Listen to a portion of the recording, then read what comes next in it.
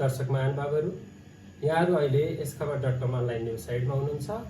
यहाँहरूको साथमा छु म श्री वल्लभ नेपाल र विशेष गरी आज हामीसँग हुनुहुन्छ कुशल युवा नेता, आशाका किरण, नेकपाका केन्द्रीय सदस्य कमरेड माधव सापकोटा सुबोध। विशेष गरी आज हामी उहाँसँग रहेर विभिन्न विषयमा चर्चा परिचर्चा गर्नेछौँ।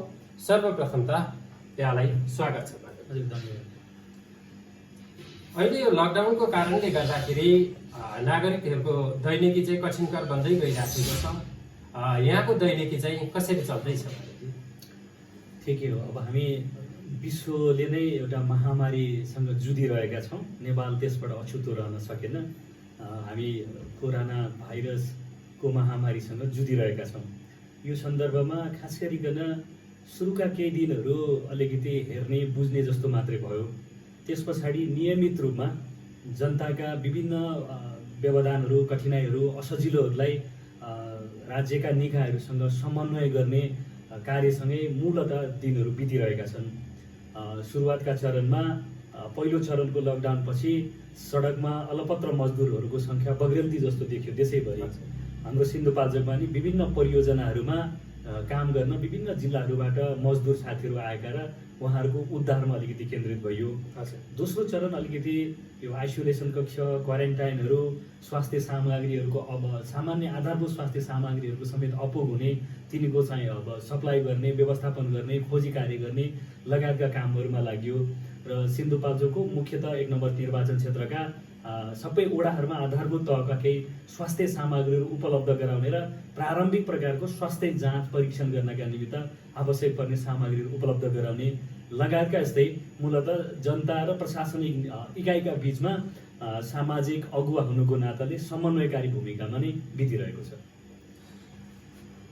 यसै सिलसिलामा विशेष गरी हिजो मात्रै विगतमा आफ्नो कामको सिलसिलामा सिन्धुपाल्चोकबाट रसुवा पुगेका युवा जो लकडाउनको कारण फर्किन्छु घर भन्दाखेरि हिउँमा परेर अलपत्र भएर 14 दिन 15 दिनदेखि चाहिँ सम्पर्कविहीन रहेर खोजी कार्य चलिराखेको थियो, जहाँ यहाँले आफैले बढी भूमिका निर्वाह गरेर आफ्नै प्रत्यक्ष उपस्थितिमा गएर आफ्नै उपस्थितिमा उहाँलाई उद्धार गरेर ल्याएर हस्पिटलमा भर्ना गर्नुभएको छ।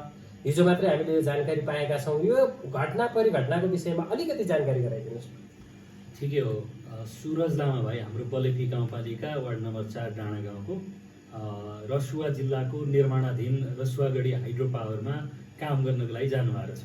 हजुर, उहाँ सिधै हाइड्रो पावरको कर्मचारी भन्दा नि हाइड्रो पावरको कन्ट्र्याक्टर, चाइनिज कन्ट्र्याक्टरको लेबरको रूपमा खास गरिकन त्यहाँ मेसमा काम गर्ने गरी जानुभएको छ। हजुर। उहाँको श्रीमतीको चाहिँ भोलि 20 गते चाहिँ डाक्टरले डेलिभरी हुने टाइम दिएको रहेछ। श्रीमतीको सुत्केरी हुने बेलासम्ममा घर आइपुग्छु भनेर उहाँ अफिसलाई बिदा माग्नुभयो। हजुर। अब लकडाउनको बेलामा त्यो सहज हुँदैन, नजानुहोस् भनेपछि उहाँ चाहिँ कम्पनीसँग सल्लाह नगरिकन रसुवाबाट नुवाकोट हुँदै सिन्धुपाल्चोक यता कुटुमसाङ मेलम्ची निक्लिएर चाहिँ गाउँ जान्छु भनेर हिँड्नु भएको छ। हजुर, हजुर। त्यो सन्दर्भमा बाटो बिराएर उहाँ चाहिँ माथिल्लो हिमालको माथिल्लो चाहिँ खण्डमा पुग्नु भएको छ र हिमपात बेसकरी परेपछि हराउनु भयो। उहाँ 6 गते हिँड्नुभयो, 7 गते बेलुकासम्म परिवारको सम्पर्कमा हुनुभयो, 8 गतेदेखि उहाँको सम्पर्क विच्छेद भएछ। मलाई चाहिँ त्यहाँको वडाध्यक्ष हाम्रो काली प्रसाद लामाजीले 11 गते हुनुपर्छ, 11-12 गतेतिर चाहिँ टेलिफोन गरेर मान्छे हराउनु भयो भनेपछि सिन्धुपाल्चोक, नुवाकोट, रसुवाका जिल्ला प्रशासन कार्यालयहरू, त्यो लाङटाङ राष्ट्रिय निकुञ्ज परिषद निकुञ्ज क्षेत्रमा चाहिँ हामीले खबर गऱ्यौँ। लगभग 14-15 गतेसम्म नभेटिएपछि उहाँको परिवारले मलाई माया मारेर करिब उहाँ जिउँदो त रहनु भएन, डेथ बडी भयो नि खोज्नु पर्यो भन्ने भएपछि जिल्ला प्रशासन कार्यालय सिन्धुपाल्चोकबाट पास बनाएर उहाँहरू 10-12 जना गाउँका मानिसहरू चाहिँ खोज्न जानुभएको थियो, मेलम्ची एरिया पुग्नु भएको थियो। त्यसपछि 16 गते चाहिँ दिउँसोतिर मका खबर आइपुग्दा 2 बजेको थियो र मान्छे चाहिँ यसरी यस्तो अवस्थामा फेला पर्यो भनेर नुवाकोट सिन्धुपाल्चोक रसुवाको चाहिँ बोर्डर हो, तर त्यो ठाउँ चाहिँ नुवाकोट जिल्लाभित्र पर्यो। त्यहाँ चाहिँ एउटा गोसाइकुण्ड जाने बाटोमा सामान्य लेकको छाप्रो होटल बनाएको छ। त्यो होटलका नजिकै फेला परेपछि त्यो होटलका मानिसहरूले त्यहाँको नजिकको आर्मीलाई खबर गरे, आर्मीले प्रशासनलाई खबर गरेर प्रशासनसँग हामी सम्पर्कमै थियौँ नियमित, त्यसरी हामीले थाहा पायौँ।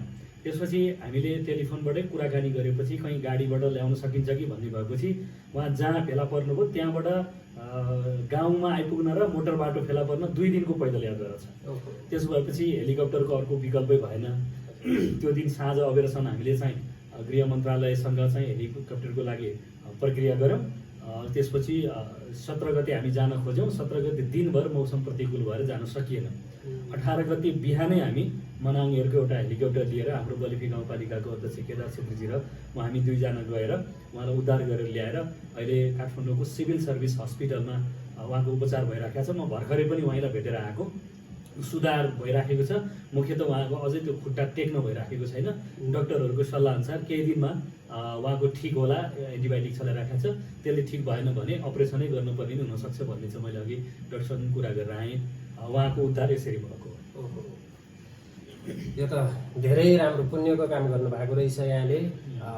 यहाँले गरेको नेतृत्व सराहनीय छ, यहाँले गरेको काम सराहनीय छ, गर्व गर्न लायकको छ। यहाँलाई सर्वप्रथम त हाम्रो साइडबाट पनि बधाई छ। सँगसँगै अहिले यो पछिल्लो समयमा नेकपाभित्र एकीकरण सँगसँगै अहिले पछिल्लो समय चाहिँ बढी खिचडी पकाउने मेसो भइराखेको छ।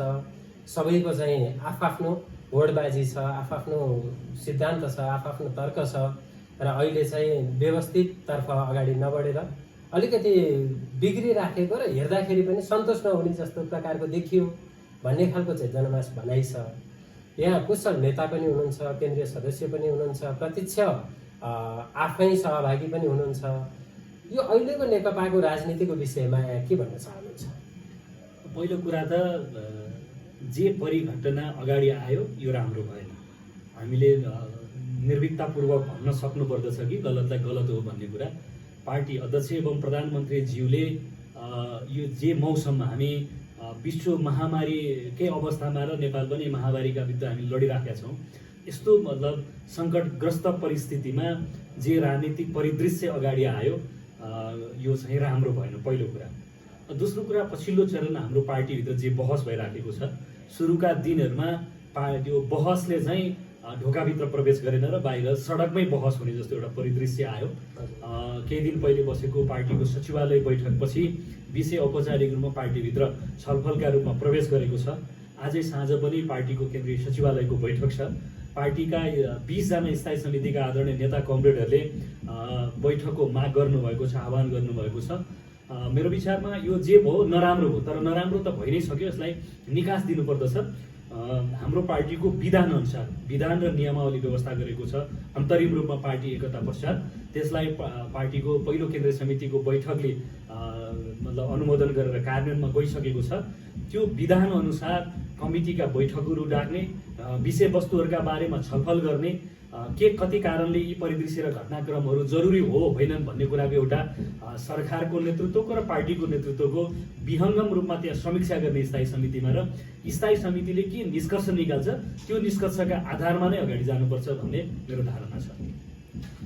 विशेष गरी अस्तितिर अध्यादेश लागू भयो, लागू हुने बित्तिकै फेरि त्यसलाई चाहिँ हटाइयो अनि त्यसैसँग जोडिएर विभिन्न विषयमा चाहिँ अहिले कुराकानी चलिराखेका छन्। अपहरणसम्मका कुराहरू चल्न थाले। त्यही कारणले गर्दा कुनै पार्टी चाहिँ रातारात एकीकरण भए भनेपछि यो परिस्थितिलाई हजुरले कुन ठाउँबाट, कुन एङ्गलबाट विशेष गरी हेर्नु भएको छ? मैले अघि नै भने म नेपाल कम्युनिस्ट पार्टीको केन्द्रीय सदस्य, एउटा जिम्मेवार कार्यकर्ता हुँ पार्टीको। हाम्रो पार्टीको नेतृत्वका तहबाट यस बिचमा जे गतिविधि र परिघटनाहरू अगाडि आए यो राम्रो भएन। आम रूपमा म सार्वजनिक रूपमा यो कुरा चाहिँ व्यक्त गर्न चाहन्छु कि यो राम्रो कुरा भएन। अब यस्ता घटना परिघटनाहरू इतिहासमा आउँछन्। म सम्पूर्ण रूपमा नेकपाका नेता कार्यकर्ताहरू र आम जनतालाई के अपिल गर्न चाहन्छु भने योसँग हामी धेरै चिन्तित, आतंकित र हतोत्साहित नभइकन यो एउटा परिघटना हाम्रो लागि नआउनु पर्थ्यो, आइ नै सक्यो। अब यसलाई दृढतापूर्वक पार्टीभित्र एउटा विधिसम्म छलफल अन्तर्क्रिया गरेर यसलाई हल गर्नुपर्छ। मैले भने समग्र चाहे अध्यादेशका कुरा, अरू विभिन्न राजनीतिक पार्टीभित्र हाम्रो पार्टीले खेलेको जो हामीलाई आरोप लागिराखेको छ, अपहरणसम्मको जे आरोपहरू लागेका छन्, यी सबै सन्दर्भमा। त्यसैले एउटा कुनै विषयमा यो त्यो मात्रै भन्नुभन्दा नि यो विषय नहुनु पर्थ्यो, कमजोरी भएको छ हाम्रो तर्फबाट, यसका बारेमा राम्रो समीक्षा गर्नुपर्छ र एउटा पार्टीले साझा धारणा निष्कर्ष समीक्षाको एउटा सार खिच्नुपर्छ र त्यसका आधारमा हामीले मूलतः कमजोरी गरेको कुरालाई जनताका बीचमा आत्मालोचित हुने र यस्तो कमजोरीबाट शिक्षा लिएर आगामी दिनमा नदोहोरिने गरिकन पार्टी र सरकारको नेतृत्व एकताबद्ध भएर अगाडि जाने नै अहिलेको चाहिँ अभिभार हो। एकता भन्ने कुरा चोचोमोचो मिलाएर ल हामी मिल्यौँ एकताबद्ध भयौँ भन्ने चिजले मात्रै पनि एकता हुँदैन। अब यसको मतलब एकले अर्कालाई धेरै खुइलाउने, एकले अर्कालाई बढी नै आलोचना गर्ने कुराले पनि एकता पैदा हुन सक्दैन। यस्तो परिस्थितिमा जे भएको हो त्यसलाई पार्टी कमिटीभित्र अहिले महामारीको यस्तो अवस्थामा केन्द्रीय समितिको पूर्ण बैठक या अरू ठुला प्रकृतिका भेला बैठकहरूको सम्भावना छैन। त्यसैले सचिवालयबाट मात्रै निष्कर्ष निक्लिने जस्तो देखिएन। त्यसको लागि चाहिँ अहिलेलाई स्थायी समितिको बैठक बसेर स्थायी समितिको बैठकमा विस्तृत रूपमा एउटा समीक्षा गरेर छलफल गरेर त्यसबाट एउटा निष्कर्ष निकाल्नुपर्छ र त्यो निष्कर्षका साथ जनताका बीचमा आह्वान गरेर फेरि पार्टीका सबै निकायहरूलाई परिचालन गरेर यसबाट चाहिँ हामी सुदृढ भएर अगाडि जानुपर्छ। यसको विकल्प अर्को म देख्दैन। नेकपाभित्र हेर्दाखेरि हरेक विषयका व्यक्तित्वहरू भए पनि एउटा नागरिकले नेपालीले नेकपालाई गरेको विश्वास र अब नागरिकले पाउन सक्ने नेकपाको नेतृत्वबाट प्रतिफल, यी विषय सँगसँगै यहाँलाई र विशेष गरी यस खबरलाई माया गर्ने आम जनमास सम्पूर्ण नेपालीहरूलाई यहाँले के भन्न चाहनुहुन्छ यो अहिलेको विषम परिस्थितिमा?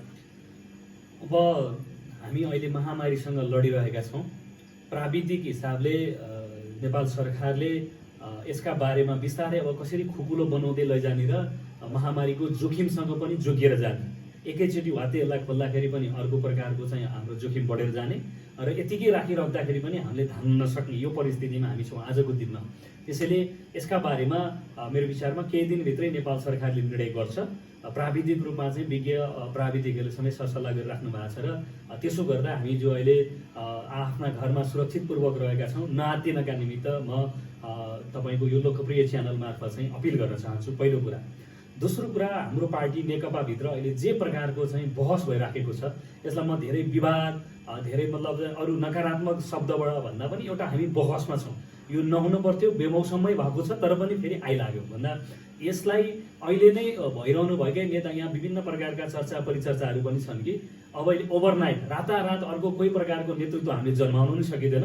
त्यसैले अहिले हाम्रो पार्टीभित्र सामाजिक सञ्जाल आदि इत्यादि हेरियो भने उही कार्यकर्ताले एउटा नेतृत्वलाई राक्षसीकरण गर्छ, अर्कोले देवत्वकरण गर्छ। त्यसैले नेतृत्व आफैमा मान्छे हो, मान्छे भन्दा बाहिर, यो समाजभन्दा बाहिरको होइन। त्यसैले उसका गल्ती कमजोरी पनि हुन्छन्, उसका राम्रा पक्ष पनि हुन्छन् भन्दा राम्रो पक्षलाई राम्रो भनेर जाने, नराम्रो पक्षलाई नराम्रो भनेर गएर मात्रै नेतृत्वलाई स्थापित गर्न सकिन्छ। त्यसैले म आम रूपमा नेकपाका नेता कार्यकर्तालाई के अपिल गर्न चाहन्छु भने नेतृत्वलाई आवश्यकता भन्दा बढी देवत्वकरण पनि नगरौँ, आवश्यकता भन्दा ज्यादा चाहिँ राक्षसीकरण पनि नगरौँ। त्यसैले नेतासँग क्षमता पनि हुन्छ, नेतासँग त्यस अनुसारका दुर्बलताहरू, कमजोरीहरू, सीमाहरू पनि हुन्छ। त्यसैले सीमा, कमी, कमजोरी भएका कुरालाई आलोचना गर्ने, आत्मआलोचना मार्फत त्यसलाई रूपान्तरण गर्न बल गर्ने, राम्रा सकारात्मक कुराहरूलाई फेरि स्थापित गर्दै यिनै अहिले भएकै नेतृत्वका बीचबाटै अब सरकार र पार्टीको नेतृत्व गरेर अगाडि जान सम्भव छ। केही दिनमै हाम्रो पार्टीले यो विषयलाई निष्कर्षमा पुर्याउँछ र यसबाट नआत्तिकन, निराश नभइकन अगाडि जानका निमित्त म यो लोकप्रिय च्यानल मार्फत आह्वान गर्न चाहन्छु, अपिल गर्न चाहन्छु। विशेष गरी यो कठिन परिस्थितिमा, यो अहिलेको समय घडीमा सामान्य एउटा नागरिकहरू घरभित्र रहेको अवस्थामा नागरिकको नेतृत्व गर्ने नेता नै अहिले सबैतिर छाउनु पर्ने बेला छ, सबैतिर दौडधुप गर्नुपर्ने बेला छ र विशेष गरी यहाँको भूमिका पनि सोही गतिमा गइराखेको देखिन्छ। त्यो बिचमा यहाँले व्यस्तताको बावजुद पनि समय निकालेर यो च्यानलसम्म आएर आफ्ना कुराहरू राखिदिनु भएकोमा विशेष गरी यहाँलाई आभार प्रकट गर्दछु। धन्यवाद। म यो यसखबर.com र श्री वल्लभजीको समग्र यो खबर परिवारलाई मेरो र पार्टीका विचार दृष्टिकोणहरू राख्ने अवसर दिनुभएकोमा फेरि पनि हार्दिक आभार एवं धन्यवाद ज्ञापन गर्न चाहन्छु। हस्, धन्यवाद।